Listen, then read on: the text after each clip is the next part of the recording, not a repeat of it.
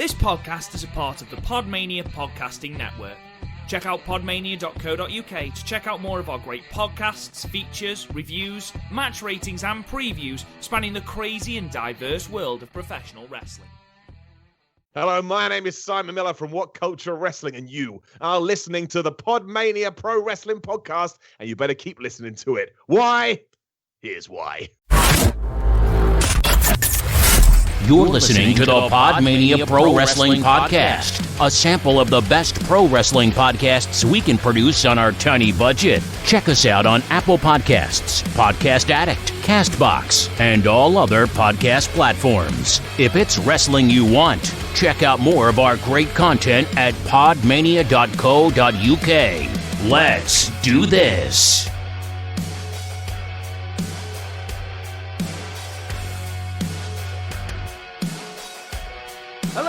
Hello, and welcome to another episode of the PodMania Podcast, the Top 6 Countdown. I'm your host, Rob Good, and I'm joined as ever by Chris O'Brien and Garth Jackson. Garth, how are you?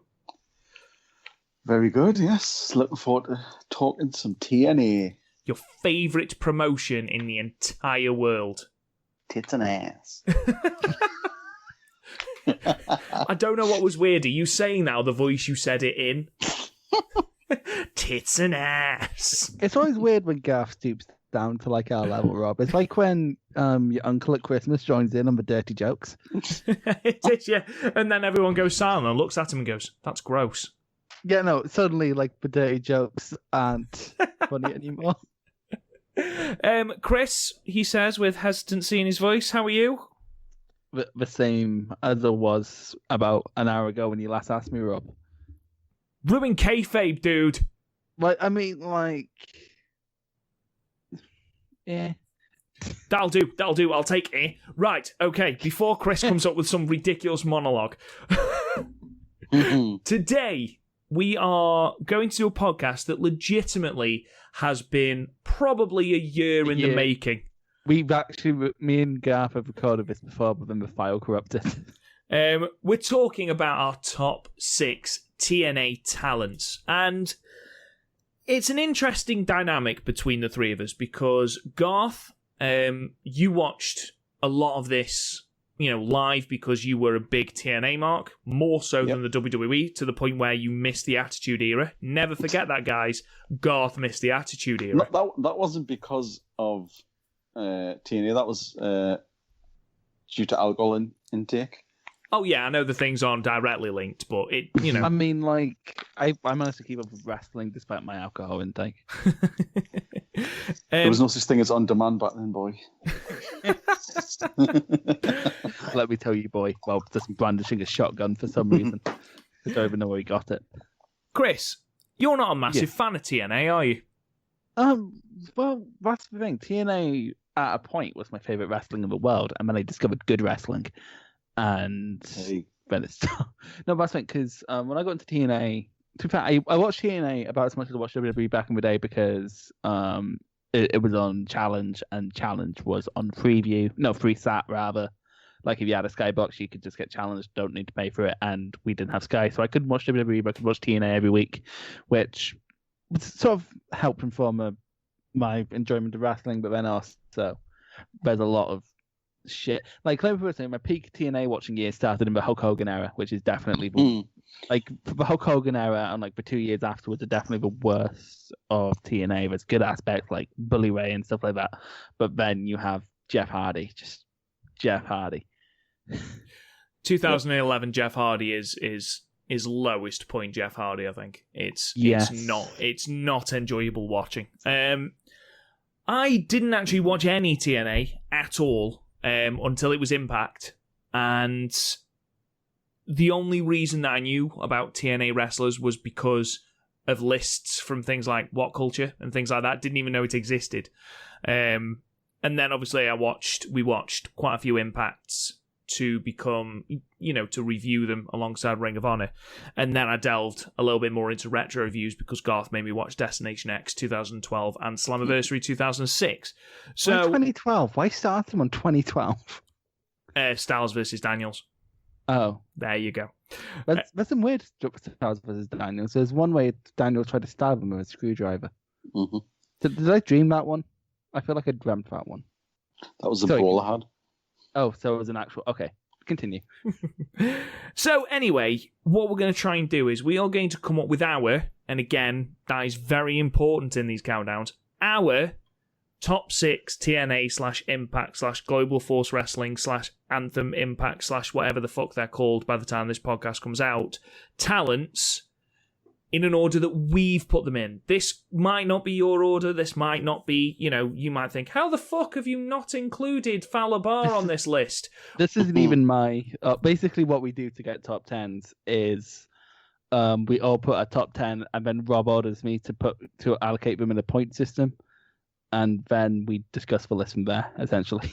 Yeah, and again, as discussed when we did the cash-ins, we've decided to do top 6s. So we are going to have a couple of honourable mentions each. Well, I've got 2. I know that Chris and Garth have only got 1, but I've got 2. I mean, you only gave us 1. You told us we could only have 1. You've given yourself... You're putting yourself over, Rob. I am the Triple H of this podcast. You're the fucking Jeff Jarrett of this podcast. Jeff Jarrett, I was just going to say, king of the mountain. I am the king of the mountain. I'm the grand champion of this fucking podcast.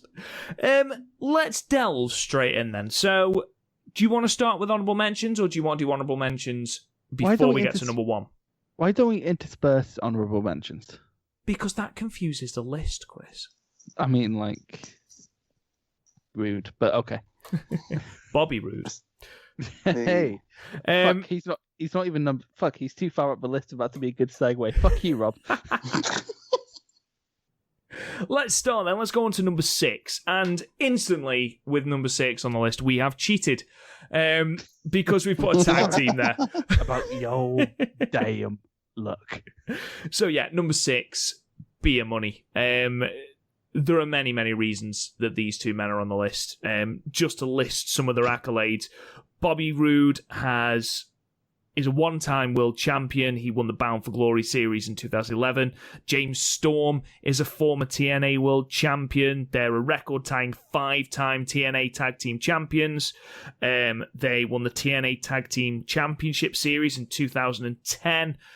All of these accolades are including the fact that they were incredibly charismatic, compelling in the ring, and 2 individual characters that you couldn't help but get invested in. Now, most of these parts of our list I am going to throw to Garth, because Garth has got that little knowledge that I don't have. So, Garth, Beer Money, talk to me. Well, the reason I wanted to get these in, because they are sort of, when I think of TNA and I think of their tag teams, there's normally 2 that come to mind. Beer Money and Motor City Machine Guns. And between them, they had some of the best tag matches I've ever seen. Especially when they had the series. But I think not just one of the best TNA teams. I think Beer Money are legitimately one of the best tag teams in all of wrestling. Because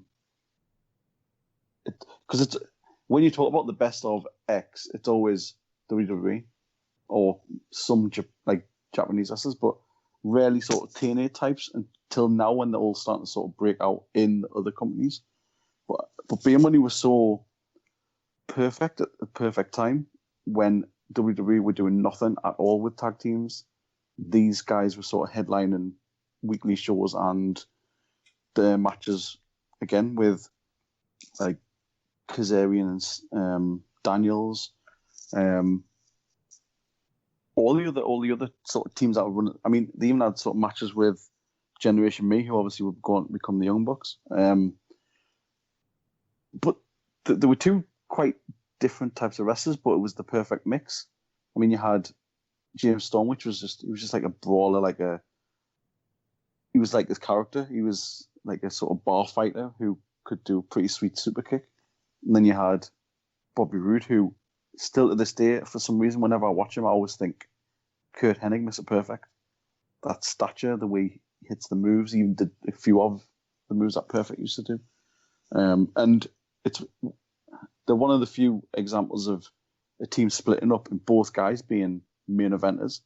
And the way they split up was perfect, and the way they turned on each other, and the characters that came out of that were perfect. It was just the perfect team at the perfect time. The matches they had, again, like Motor City Machine Guns, LAX, they sort of propelled the tag team wrestling again. Them and, like I say, the other guys at the time, like they were doing it and nobody else was, which is why I like it. But no, they're excellent. Chris, anything to add? I think of them more individually because, again, my peak TNA years were the Hogan years, and they broke up pretty soon after because they booked it for some reason, despite the fact Kurt Angle couldn't wrestle. They had Kurt Angle beat Bobby Roode because, TNA are logical. But no, yeah, that's what I think of. I think of them as individuals, and as individuals, like James Storm was like a TNA lifer. Like he went to NXT for like 2 weeks and then went back, and now was in the NWA. My biggest memory of James Storm, though, is amazing because he was working ICW like all of 2018 and 2019. He went to all the major shows, and he was feuding with Ravy Davey. Ravy Davey. And he was cutting a promo for ICW's YouTube channel, and he didn't even get Ravy Davy's name right. It was like Ravy. It was amazing. But no, like he's up for a reason. And Bobby Roode, like that title run, like goddamn, like he was very obviously copying Triple H, but he wasn't burying people, so it was grand. He managed to get good matches out of Sting, which was really hard during the T-shirt years. Is that what that year was called? Yeah, just because he wouldn't stop wearing a fucking T-shirt. I don't care if your titties are saggy, just take the T-shirt off. The T-shirt, yes. The name of Sting's album, the T-shirt years. The T-shirt sessions. But Rude would still. That's the thing. Their best matches though were definitely with each other. Like their feud in Master Beer Money broke up was amazing, and should have main evented the next Bound for Glory. Unfortunately, Hogan was above them somehow, despite not even being in the match because logical. And they had to give Smackbag Jeff Hardy another go. But yeah, they're just great. I just love them. I think you've made a good point there, Chris. I think you were more invested in the tag team because they were established single stars. Well, Storm was more of a tag team guy before he was with what's the fucking name? America's Most Wanted. With Chris Harris, who went on to be Brendan Walker. Knock knock. Who's there? Brendan Walker. And I'm gonna punch your teeth in. Oh, it was the worst biggest debut. name in the late 2000s. And obviously Bobby Roode would then go on to NXT, will be absolutely fantastic, and then we'll go on to the main roster and be shit. It's not that despite they did value him at all. For example, when I went to, how it is both of you have been to house shows, so how marked up the merch is. Mm-hmm. The Shield shirt, £50. You had your AJ top, £50. Bobby Roode top, £10. Clearly did not give a fuck about him. Wasn't even on the show. As for James Storm, interesting fact, AJ Styles' music originally written for James Storm. For James Storm, yeah. So there you go, a little tidbit for you to take out of this entry. So number 6, makes more, which makes no sense because AJ Styles, it actually sounds like his Ring of Honor theme. Anyway, sorry, I interrupted your number. Continue. It's all right. Number 6, Beer Money. Number 5, then. Number 5, a single star, we promise this time. No more tag teams. We've got Christopher Daniels.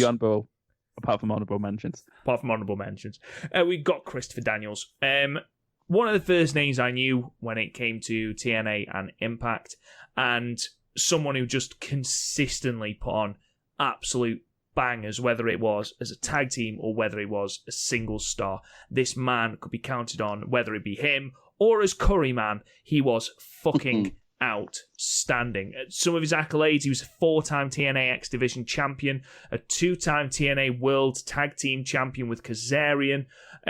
He was a 6-time NWA World Tag Team champion. He won the TNA World Cup of Wrestling in 2013, the World X Cup in 2004. He's been parts of Feud of the Year in 2005 with AJ Styles, won the Match of the Year in 2004 and in 2006, and was part of Tag Team of the Year in 2006 with AJ Styles. Basically, from 2004 to 2008, in TNA, Daniels was fucking class, wasn't he, Garth? Yep, and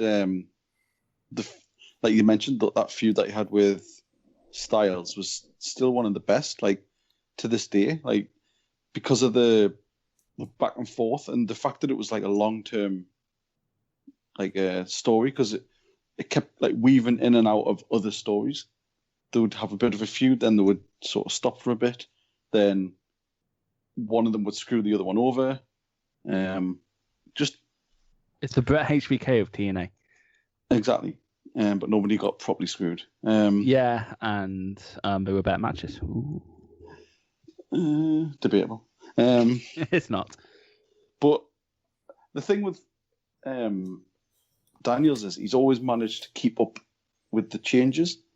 He's never stagnated. He's never gotten... His character's never gotten too old. He's always known when to change from like the sort of the fallen angel sort of thing, or do the comedy stuff. The thing with him is, and it's rare, is that he can do it all. He can do it all. He can do the comedy, he can do the serious stuff, he can do the heel stuff.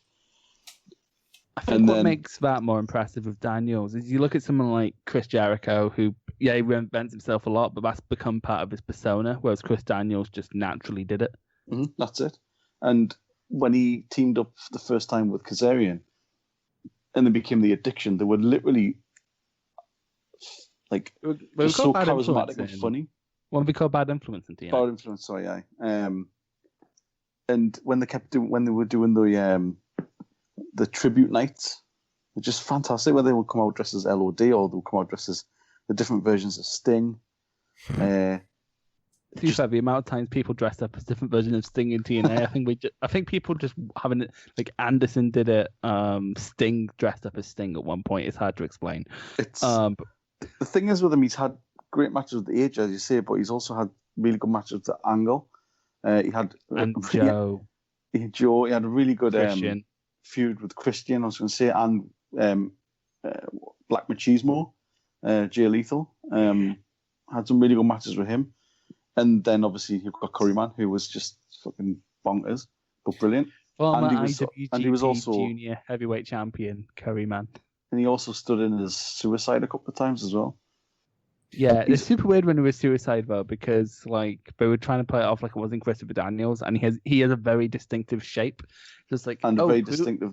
Like the way he climbs the turnbuckles is very distinctive. Yeah, it's like this oddly Christopher Daniels shaped man is pretending to be Suicide. I wonder who it could be. He's the sort of the ultimate non-WWE guy, if you know what I mean. Like he's done everything everywhere and has never had to go there. Obviously he has been there before. I mean, if I swear to God, if some cunt goes, "Oh, he was on Velocity one time," fuck off. Yeah. Like, as well. We're very impressed with your knowledge. Please don't be mad if I don't rush to suck your dick. But no, overall his work is, I mean, everywhere he goes, he is given stuff to do rather than just an enhancement guy, which is, I mean, how old is he now? 50 odd? And he's still doing it? He's fairly old. So, nice, he's brilliant. Daniels, the fact that the only world championship he's held is Ring of Honor is fucking disgusting.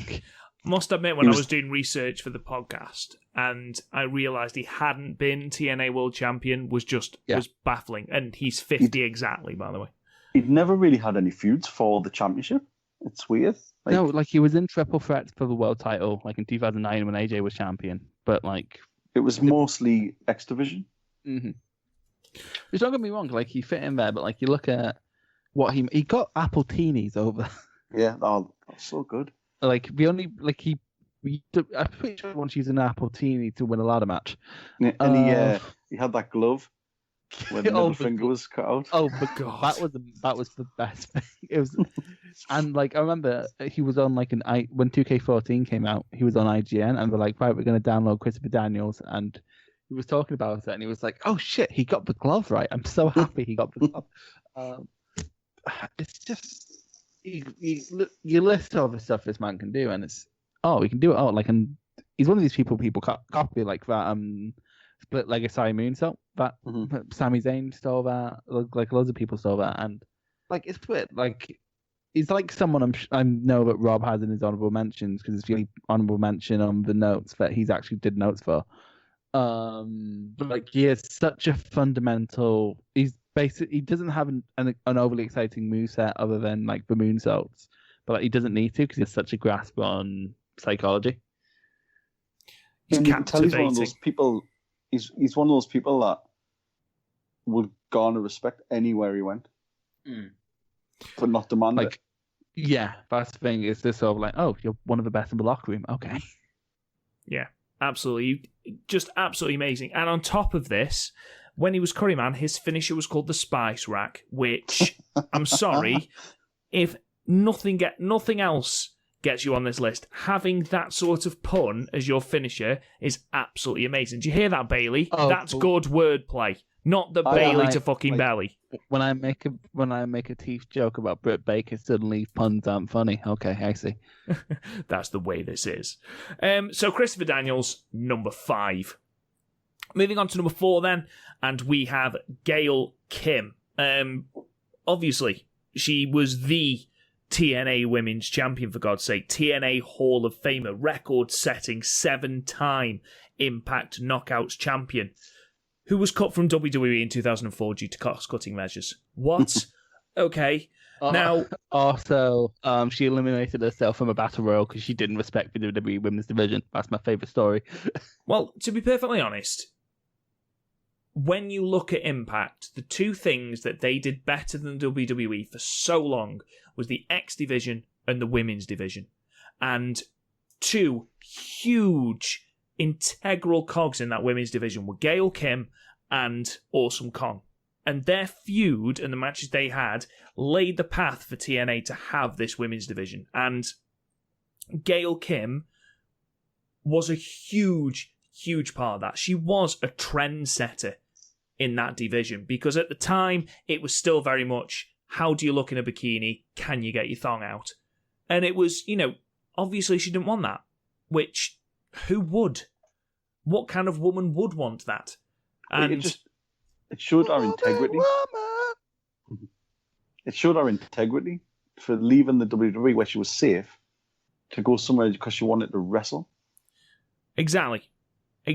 And she went back, realised nothing had changed, and left again. I saw an interview of her when Awesome Kong came in to WWE, and she was like, I'm so glad Kong didn't end up wrestling because they wanted me to go over and say I would be ruining what we did in TNA. Let me put it this way. Gail Kim got a feud with Taryn Terrell over. Yep. And had two legitimate 5-star matches. I was about to say, let's not go too crazy. I mean, it's still Taryn fucking Terrell. Talk about the Austin Kong matches, and maybe I'll honor that. And Roxy. Rox, for fuck's sake. She's just amazing. The thing is, both of the big title wins, when she won it for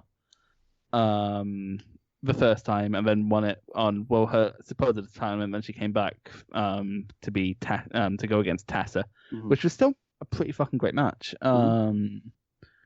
Mostly because they both took nasty bumps because Gail Kim does not know how to slow down. Both times when she won the title, she only got 20 seconds to celebrate, but she worked as both a shit eating heel. And then a valiant, this is my home, superhero. Yeah, exactly. Take notes, Johnny Gargano. Her, I mean, like you said, like the obvious, obvious sort of marquee ones are the Awesome Kong and Taryn Terrell. But even when she came back to Impact, when it changed, she managed to have some decent stuff there. And she's one of the few people on this list even who don't deny their TNA history, because some of them just don't fucking talk about it anymore, or especially the likes of, say, Kurt Angle. Oh, Kurt Angle. Well, I have something about Kurt Angle after TNA. It's amazing. But sorry, go on. Or others who have left and gone out and do other stuff, being quick to sort of shoot down all the TNA. Oh yeah, we don't talk about that sort of thing. But she was quite like the sort of the bastion of it. To be fair, Gaff, you see half the people on this list, and it's like, despite the fact their biggest runs were in TNA, they were also probably some of the most mismanaged by TNA. Yeah, true. But no, Geek came like at one point she was especially in the West, like the best women's wrestler. Yeah, definitely. In what, 2007, 2008? Yeah, without doubt. Yeah, absolutely. Absolutely worthy inclusion, and just a pioneer, an absolute pioneer in the women's division. So, Gail Kim, number 4. Heading into the top 3 now, and probably won't surprise you who the top 3 are, but we'll plough on regardless. Number 3, we have the Samoan submission machine, Mr. Samoa Joe. Joe. Joe's gonna kill you.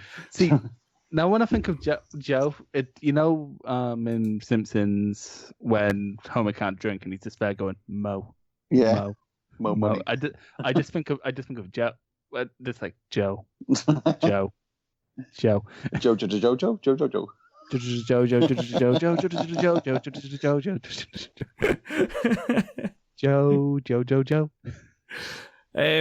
A fucking legitimate badass. Yeah, like we better really hope he didn't hear us making fun of his name. His entire first initial run in Impact, where he was just unbeatable. He was a linchpin of that company. Garth, you are a massive Impact Samoa Joe fan, aren't you? Just Samoa Joe in general, just because he's everything that he's everything that's good about wrestling, whereas he's not the flash and the bang. He's not fake. That's the best word to use. He's legit. He's real. His promo skills are fucking off the chart. I mean, he can do what Jake used to be able to do, and he can talk calmly and smoothly, and you're shitting yourself, fearing for what the fuck he's going to do to you, because he'll just say it. Someone ruined loud Samoa Joe promos for me, because they pointed out that he basically just talks like this, and then he goes very loud at a random point, and then he goes back down. Oh yeah, he can be intense, but he can also be very sort of calm. And obviously, you talk about Joe, and you talk about the run that he had with the title, where he went unbeaten for, was it a year? Yeah, he was unbeaten for a year, and then Angle came in, and then that went on for 2 years. And to be fair, that match in the cage, oofed. Like the MMA stuff. That feud is still to this day top 3 feuds of all time for me. Yeah, and then you have so many underrated matches, like his one with Christian. It was Destination X 2007. Mm-hmm. That was great. And he's had. I mean, we're kind of sort of give him a bit of a rough ride, but he's had some really, really good matches with Jarrett. Yeah. He's had really good matches with Abyss, Sting. To be honest, we haven't even mentioned AJ yet, or Daniels. That's what I mean. Is on-off feud with AJ throughout the years. It's like interwoven in the TNA sort of DNA. We won't mention TNA too often because that brings somebody else into the fold. The only time Joe's been down in TNA, it wasn't his fault. They were Nation of Violence. Yeah, fucking. You know what, Joe? You've been away for a while, so what we're going to do, we're going to bring you back. We're going to draw a cock on your face. And then, you're going to be over. It's like, sure, that's definitely... Or when he was in... Main Event Mafia. Oh, the Main Event Mafia... I like that. The Main Event Mafia stuff was good. What was bad was when he was just the muscle for the Beatdown Clan. for MVP Beatdown stable. Clan. Yeah. And then what's the really bad one? Fortune. I know, like Fortune. the worst wrestling stable name since Free Count. So, like, somehow you managed to take Free Count and Four Horsemen, mix them together, and make something not quite as good as either. And you have to remember that Free Count is involved in there. But no, like, it's so hard to like get over how good. Like, me and Rob were talking about it on the Young Lion, weirdly enough, because we were reviewing his Kobashi match in Ring of Honor, and like between 2005 and 2007, he was untouchable. Mm-hmm. Like, best in the world, undoubtedly. Like, name someone better between those years. The thing with him as well is, like, yes, he's like a heavy-set dude. He's a big guy, but he's so athletic and he's so... Yeah, but he doesn't go over the top of it. Like, I love Keith Lee with all my heart, but whenever he's in the ring with Dijak, he just goes over the top. And I don't... Or, like, Jeff Cobb's another good example of it, where I stopped believing in them as a monster. Even, like we mentioned before, like Brian Cage, people like that, where you know they can do it, but they don't need to do it all the time. Yeah. Whereas Joe like, does you're it not when Flip Gordon. Joe does it as he used to, where he would pull shit out in the like you mentioned, the cage match. He would pull stuff out for that, just for that, and then it had more of an impact. My favorite thing Joe does is like the back elbow into an enziguri. It's so in the corner. Yeah, like it's like the smoothest transition in wrestling for me. Mine is just the simple where he catches them in the corner where they run at him. With the Uranagi. You know what I love? When someone dives on him, at him, he doesn't catch him or anything. He just walks out of the way. Yeah, that's so good. He's fucking so good, Samoa Joe. One of my favorites. So, some accolades of the man, just to give you some indication of just how high he was on the company sort of list. He was a one-time... intimidating with a cock on his face. He did. One-time TNA World Heavyweight Champion, one-time TNA Television Champion, 5-time TNA X Division Champion, 2-time TNA World Champion, Tag Team Champion. He was also the 3rd TNA Grand Slam Champion and the 3rd TNA Triple Crown Champion. He has literally won fucking everything in this company. He had Finisher of the Year 2007, Feud of the Year with Kurt Angle. He was labelled Mr. TNA in 2006 and 2007. He's just an absolute monster. An absolute monster. He's also, I just want to quickly point this out, he is one of the only people to hold the TNA World Tag Team Championships on his own. Oh yeah, because he won that match with... Oh yeah. So I love it. How to bury a tag division. Just give both the belts to one person. That'll definitely work. Anyway, Samoa Joe, number 3. Let's move to number 2. You can probably imagine who the top 2 are. It's just what order we put them in. So, like, you're very right. Number 2 is Frank Trigg. Crimson, Relic, Black Rain. That's Killer spelled backwards. Lance White. Rock and Rave Connection. Oh my god. Yeah. Tag Team of the Year. Junior Fatty. Yeah, absolutely. If we're listing these people, there have been some absolutely fucking shit in TNA. We should do another list of baffling TNA signings. The worst TNA. Tito Ortiz. Orlando Jordan. Orlando Jordan's not bad in theory. They just made him into some weird. Like, he wasn't he's not awful. They brought him in as a jobber or something. Like, in theory, but then they had him sexually assault people. Dude, he wasn't good in WWE. Never mind Impact. No one's good in WWE. That is true. Let's move on to number 2 then. Number 2, Kurt freaking Angle. The signing that really legitimized TNA as an actual credible company. The reason me and my friends heard about TNA is because some older kids were talking about it and were like, "Oh, it's the place where Kurt Angle is." That's all we knew it as. Is like, that's the place where Kurt Angle is. Exactly. When he left WWE, he was still legitimately one of the greatest wrestlers in the world. So the fact that he'd gone to TNA, this new company, or this newish company, should I say, really instantly gave them a sense of credibility. Garth, you probably remember the signing of Kurt Angle and his run. Would you like to take it away? I think I spoke of this before, like on one of the other pods where I think we reviewed this, the match where the feud came in, but it was the fact that it was teased, and it was before Facebook was really a thing, and before the groups and the internet wasn't as sort of interconnected as it is now. Back in my day. Yeah. So there was just the rumours. There was no, this is what's happening. And it was like, they did all these vignettes, and then they finally did the thing where it showed you him, and it's real, it's damn real. And it was like, holy shit. I saw an interview with Angle, and the crowd were chanting Goldberg because they just saw a bald guy in a gym. And he was like, no, he thought they were going to be disappointed. Fucking hell. Because he wasn't Goldberg. Well, because I remember, like, at the time, again, being like, as everybody does have that sort of period off from wrestling or from WWE, because you're just disillusioned with it, it's become dull. And I was still kind of watching it, but I was more watching TNA, and I kept telling all my mates, look, TNA's better, TNA. And like, nah, fuck that, it's WWE, it's better, the production values are better, blah, blah. I was like, yeah, but the wrestling's shit.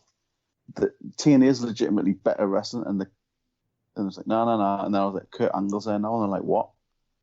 Still not want to watch it, but that's pretty fucking cool.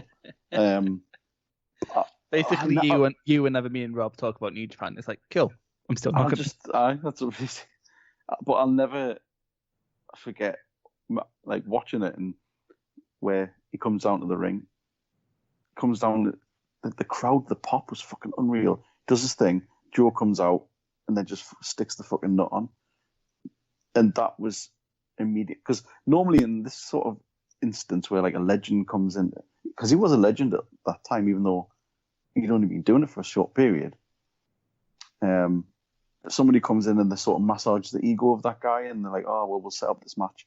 No, not with Joe. It was just like straight out the gate, trying to batter each other. And it just set up what Angle was all about. It set up that he was there for business. He wasn't there for a payday. He was there to show how good he was, now that he was better after his injuries and stuff. And then arguably had, I would have argued his best years were TNA.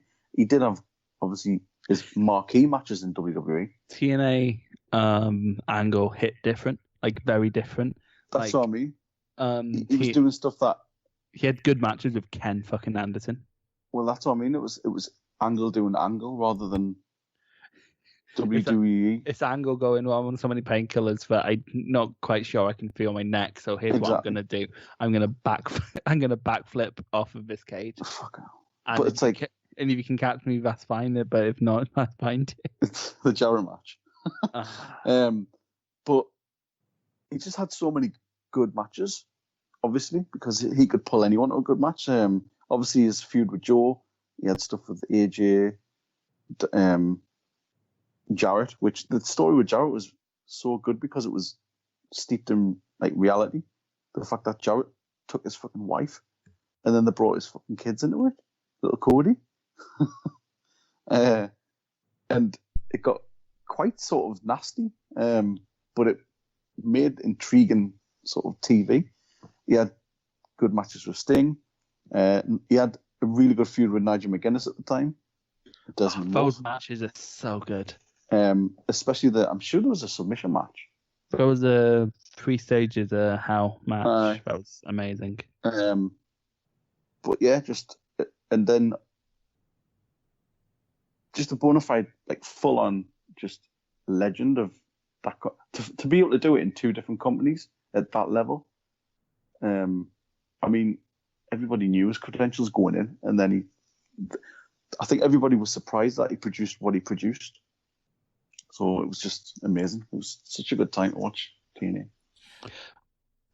With Angle, like I said, TNA Angle just hit different. And again, it's another one of these things where TNA helped with wrestling development, because you see Angle and like Again with WWE, it's all like it was all about like seemingly looking as fake as possible. His angle, like he's going for takedowns, his end goal is submission, so he's obviously going to work towards that submission, or like he's about always going to squeak through.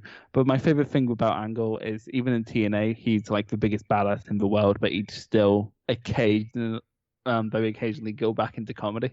Like so, for example, in 2007 when they were first doing a love triangle thing with his wife, he was put with Kevin Nash, who, say what you want, he's one of the funniest fuckers in wrestling. And basically what happened, JB, Jeremy Borash, Garth's favorite, like some other Triple H, walks in, sees her with someone else, gets out, and is basically like, I need to tell Kurt, and walks off to tell Kurt, because he's a grass. And then he gets to Kurt, and the first thing Kurt is like, what, a new man? Is he better than me? Does he have more gold medals? And like later on, Kevin Nash tries to hit on it, and he does like, Kurt's right, you are frigid. He's just amazing. Kurt Angle is absolutely fantastic. It's so hard to do comedy like Kurt does and not bury yourself. Well, exactly. It's the same as when he was in the WWE. He was able to flip from comedy when he was with Mr. McMahon to just an absolute badass, like his matches with Brock Lesnar at WrestleMania 19 and that Iron Man match on SmackDown. It's just, he was able to flip between the two. Because you believed his wrestling experience, you knew how good he was, it was easy for him to flip between it. And because he had such good comic timing and he didn't overdo it, it helped massively. Angle managed to... so basically, long story short, Brock Lesnar stole the IWGP Championship, saying he was going to clean it. He never cleaned it. That's a lie. So basically what happened, Lesnar stole it, and Tony Inoki made a new league where Lesnar was champion. It was the old IWGP belt because, Antonio Inoki's fucking crazy. So then... Lesnar was like, I'll only drop it to Angle. So basically he dropped it to Angle, who then took it back over to New Japan and then lost it to Nakamura. So Angle was so good at this time, he effectively pulled off a heist to get the IWGP Championship back. The time when Impact and New Japan were actually on good terms. Remember those times? We talked about that on The Young Lion. God, they were awful times. And Okada couldn't even make it in TNA. Dressing up as the green, fucking. You know what? This is why New Japan don't treat their partners very well. Actually, that's why they don't treat it well, because they can be cunty with it. Like, chances are you go on it. I don't want to go on this rant. Basically, fuck TNA. Wait, no, that's not the point of this list. Honorable mentions now, right? Well, just quickly before we do that, I mean, you're right. Completely legitimized the company. He was the second Triple Crown champion. He was a 6-time heavyweight champion, 2-time King of the Mountain champion, 2-time tag champion, 1-time TNA X Division champion. He was fucking good.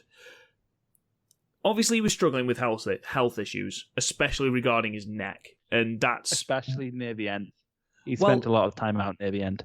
That's not actually what I'm talking about. I'm actually talking about right at the start. Because when he left the WWE, his neck wasn't sorted, and that's why the WWE were a bit iffy on whether to keep him or not. Because obviously he was struggling with painkillers and things like that. And when he signed for Impact, or TNA, or whatever we would call it, even though he legitimized the company, as we've already mentioned, it did sort of throw a little bit of shade on them for basically hiring this man who had, a known problem. Yeah, they essentially shook a bag of pills and said, right, come over. The thing is, I remember at the time, it was either just before or when he just signed, and it was like a shoot interview with him. And he'd said the reason he left WWE, he didn't sign the new contract, is because they wouldn't let him time off to heal. And they were the ones plowing him with pills. Like Vince was basically giving him pills and say, just take them, go on with the show. And they wouldn't give him time off to heal his neck. So he said, fuck it, I'm leaving. Took 6 months off, got better, then went to TNA. I mean, this is a company that gave CM Punk so much Xanax that he shit himself on a SmackDown. So. And on that note, on that disgusting note, let's go to our honourable mention. So, Chris, let's start with you. Your honourable mention, please. First of all, can I quickly just say Scott Steiner for his promos? Because we can't go with TNA. That one promo. No, two. There's the map promo, and then there's the Fat Acid promo. Fat Acid! Like, he hated Samoa Joe because of how there's a sit-down interview with the main event Mafia, and then like Steiner was feuding with Joe over time, and he was like, "So Scott, what do you think of Joe? He's fat." And then everyone's trying to calm him down, so eventually they're like, right, Steiner, right, calm down. And then he does one more time to shout, "He's fat!" It's amazing. It's like fucking hell, man. Like, they must have just said, Steiner, just do what you want. Yeah, look, what's super weird? Just give him a mic and sit back, lads. What's super weird is like he turned up once as Schwammer and like just didn't acknowledge him. It's like the Schwammer was in the background, and it's sort of like to like basically everyone watching, like who the fuck's watching All Japan in America at that time, and it's like Schwammer. Of course you know Schwammer. Anyway, my actual honorable mention is Motor City Machine Guns because of course they're probably my favorite TNA tag team. They are my favorite TNA tag team of all time in terms of what we did in TNA. Like that Young Bucks PWG spot vest style that was perfected by Motor City Machine Guns, and they were just great. They'd go all over the place. They'd wrestle circles around anyone, and then on top of that, what I loved about them was it was so smooth as a team. Yeah, so smooth. Like people think the Young Bucks are smooth. Oh my God, for Motor City Machine Guns, Jesus. And then also they were great personalities on top of that, especially Sabin. Yeah. Sabin was a great personality, and then like because it sort of spawned from like Kevin Nash just sticking about in the X division. Like I remember Dr. Nash just going up to like Sanjay Dutt and was like, "You're on the juice," and then like he made Pete Williams, Scott Steiner, and he made Sanjay Dutt. What did he make? Oh yeah, Sanjay Dutt was on the juice. But then Motor City came out and they were with Nash, but still somehow didn't get buried. It's a very fine line to. But just like I'm sad we didn't stay around longer. Like Shelley ended up going to Japan, and Time Splitters are great, but they're not the Machine Guns. Nah, the Machine Guns were one of the first things that sort of pulled me in on TNA. Watching the matches, like this is what I've been missing for all this time. The tag team. I remember seeing them when I was like 10, and it's like, oh my God, they're like two Rey Mysterios. That's exactly what it was like, and they would do that sort of where they went to the corner and did the little double backflip thing, and like you say, Sabin was the most charismatic, and he was another one who could do both intense and funny. Yeah. Why I'm quickly going to mention just a shame with his injuries. That was really, really unlucky. Well, I'm quickly going to mention because I don't think either of you are going to, but is Bully Ray? He was that heel run with Aces and Eights. He was the best heel in wrestling for a short period. From the end of 2012, from 2012 to 2013, 2013, 2014, best heel going, just unbelievable stuff. And then also Grado. Anyway, your guys' turn. Hey. Go on, Garth. Well, we've already sort of brought her up before, but I'm going to say Awesome Kong. Pretty much for all the same reasons as Gail Kim. The difference being that at the time, nobody of her sort of size or sort of bullish way of working was... She was basically Aja Kong. Well, yeah, she was sort of... Nobody in any of the other companies were doing that. They were all skimpy, like, small, thin, petite women, and then you had this monster come in, and she came in at the perfect time. Obviously, you had the feud with Gail King that we talked about. But she would come in and she didn't talk, and she kept that up all the way until she left. I don't think she really sort of did any promos because she had the sort of handler that she had at the time. But she had some phenomenal matches because she was so different to everybody else in the division.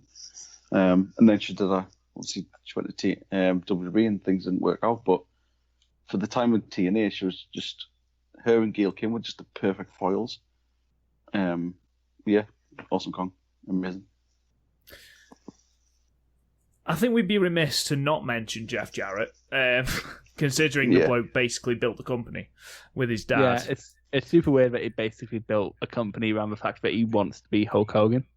But also the fact that he is actually a good wrestler. We'll keep forgetting. No, that's the thing. He's so, because he's a Memphis guy, he has such good punches. Yeah, I can't argue with that. He's got very good punches. I think he is synonymous with that company. For better or worse. Yeah, exactly. I mean, yeah, sure, he booked himself ridiculously well. He won the NWA Championship 6 times.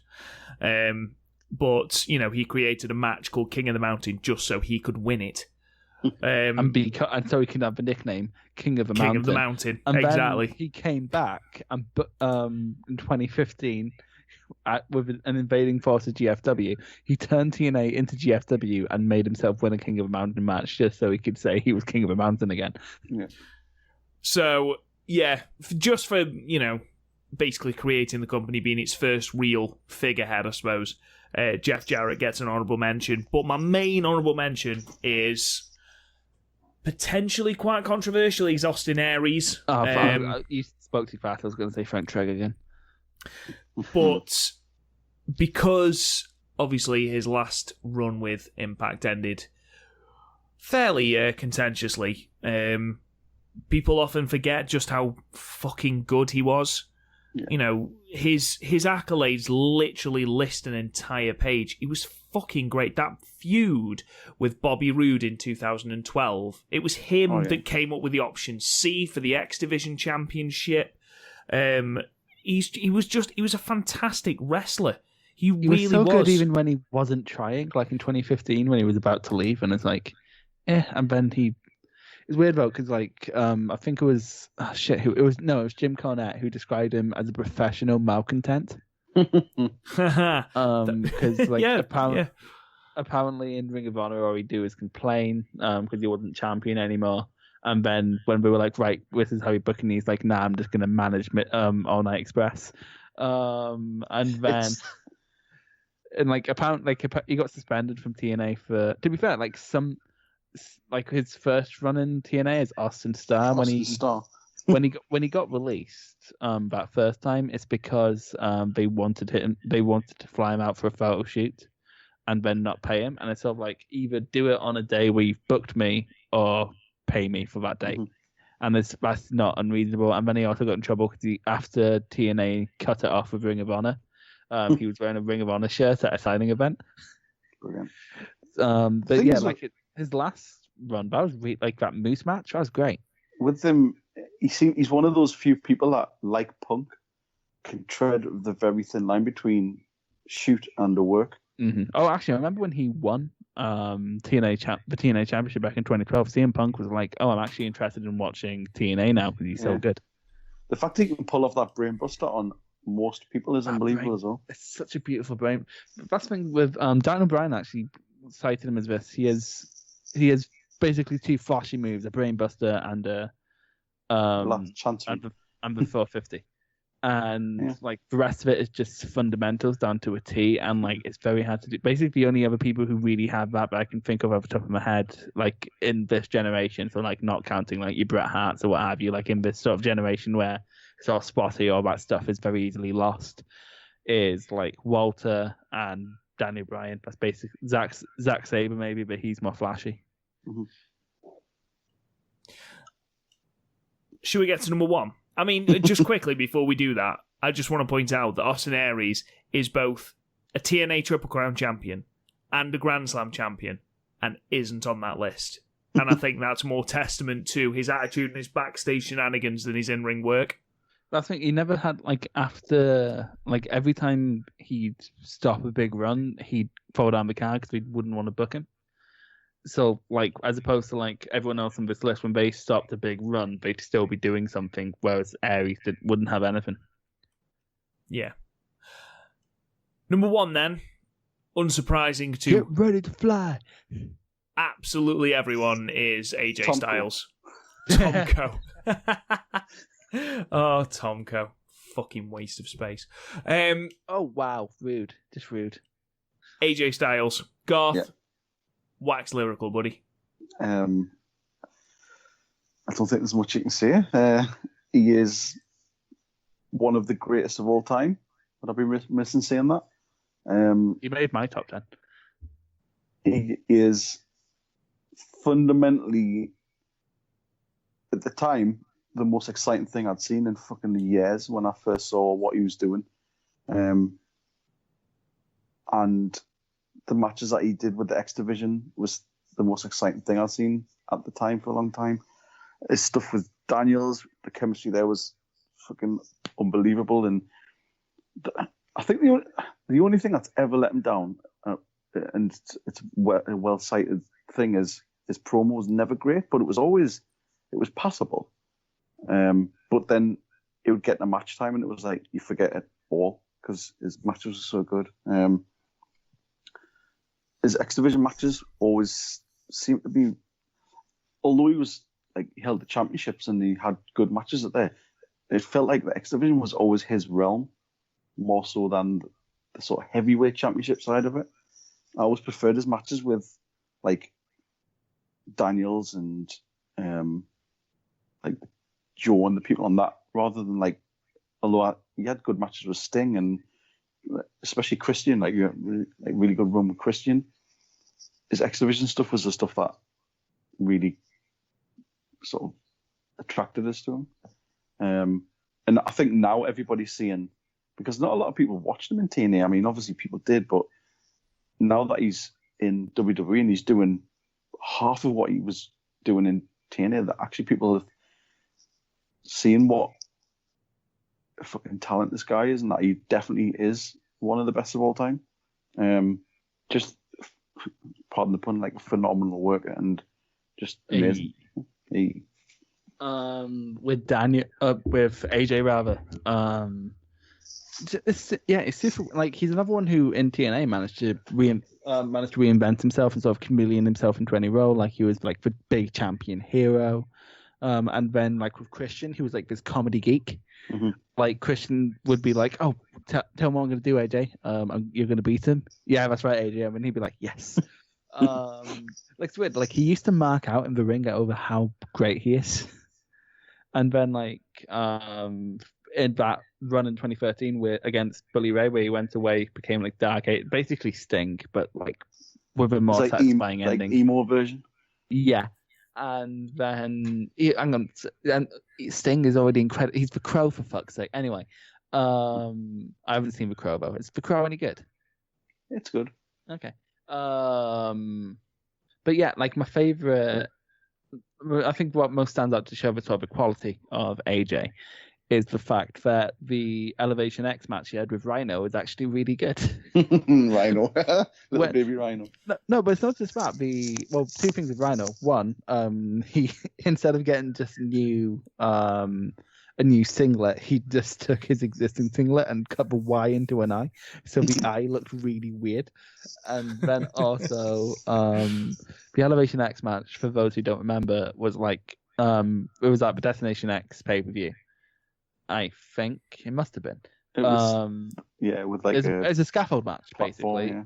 And I would argue the best scaffold match ever, because no one was seriously injured. Yeah, and it wasn't janky as fuck. Yeah, it wasn't janky. It's funny though, because like Rhino was scared of heights, and then AJ was like basically Brock Lesnaring on the top of it. It was great. Yeah. Brock Lesnar is now a verb. But yeah, like, you think of some of the best, like against Angle, great, but all the triple threats with Samoa Joe and Christopher Daniels, yeah. What's his past? Who am I thinking of? It's escaped me, but he was just great. He'd work great with anyone. Yeah, fantastic. And considering, he's done this work in New Japan, he's done it in Ring of Honor, he's done it here, and he's done it in the WWE, and he's consistently been amazing. Sort of goes to show just how good he was. You're forgetting World Wrestling All-Stars. That is true. And WCW, where he was actually in there. And Rev Pro. There you go. Go to his Wikipedia page, and it just tells you the amount of stuff that he's done. He was the first Triple Crown champion, and I believe the first Grand Slam champion as well. So, yes, he was both. He's a 5-time Triple Crown champion, apparently, and also a 2-time Grand Slam champion. We stuck him with Flair for some reason, and it just didn't work. Oh, yeah. He's had to work through some shit, Chris. Yeah, it's TNA. Fortune, like I said. Claire Lynch. Oh, Claire God, Lynch. It's super weird, though, because like the end of that storyline is basically, if I win, I'll take a paternity test. I'm like, you're trying to prove that you didn't sleep with this woman. You probably should have just taken should have just taken the test. It was yeah. If anything, you're just making yourself seem more guilty. Yeah. Just take the paternity test. No, I will if I win. More weird with that. Like, do you remember how Feud is like, oh, of course I'd love to sleep with Dixie Carter. And it's like, I wonder who's writing this. It was Russo, but still. There you go. Right, let's hold it there, and let's knock that on the head. That was our top 6 TNA talents, including some honourable mentions, and we've managed to talk about a few unhonourable mentions. Frank Trigg, Tomko, for example, Schwarmer, Claire Lynch, Schwarmer. But yeah, thank you so much for listening, guys. We really do appreciate it. This will be released. God, we're recording this on the 22nd of May. I don't think this is going to be released till the middle of June, so I'm not going to bother trying to explain what's coming up on PodMania because it could be the end of June by the time this one comes out. In the meantime, you can subscribe to the podcast wherever you get your podcasts, whether that's Google, whether that's Apple, whether that's Stitcher or Spotify. We are everywhere. Check out the website, www.podmania.co.uk. Always good stuff on there. Twitter, @PodMania, and join the Facebook group, PodMania Podcasts. Talk to me on Twitter at RealRobGoodwin. Chris, where can they talk to you? And Boosie. And Garth? Garthmania. And thank you so much for listening, guys. We'll talk to you guys again soon. You've been listening to the PodMania Pro Wrestling Podcast. Follow us on Twitter @PodMania, Facebook @PodMania Podcasts, and YouTube and Instagram @RealPodMania. And check out the website podmania.co.uk. Until next time, wrestling fans.